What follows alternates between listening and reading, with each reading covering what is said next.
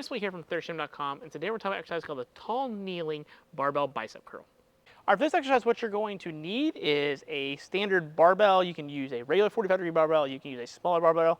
You can use an easy curl-based barbell, which is what I have here. All personal preference, and I have an RX pad here, which is optional just for comfort in terms of my knees. So what we're going to do is we're going to be in a tall kneeling position, and what that means is we're going to have both knees on the pad or in the position that we're going to be at, and then my back legs are going to have my toes dug into this position.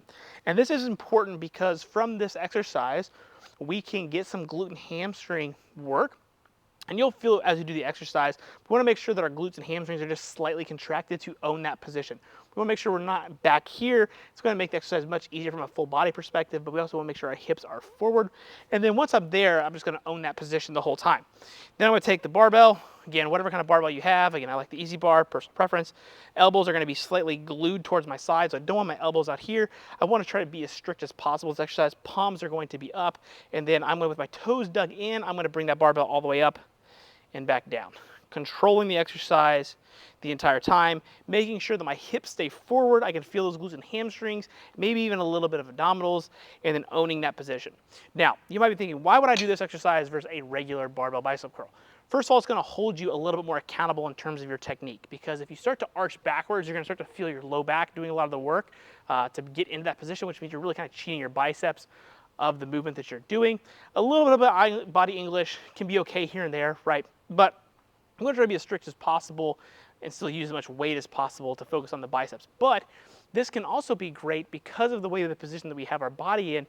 We can actually improve our range of motion and get our backside to kind of relax. So by having a supinated grip and the barbell coming forward, my hamstrings and glutes engaged, that's going to help shift my center of mass backwards, opening up my backside, improving a little bit of shoulder mobility and potentially hip mobility as well in the long term. You're not going to feel anything immediately, but if you're always extended in this position, if we start getting things out in front and actually curling and having my hips underneath me in that position, now I can open up that backside, which is then going to help me improve range of motion, as I mentioned, in the shoulder and in the hip.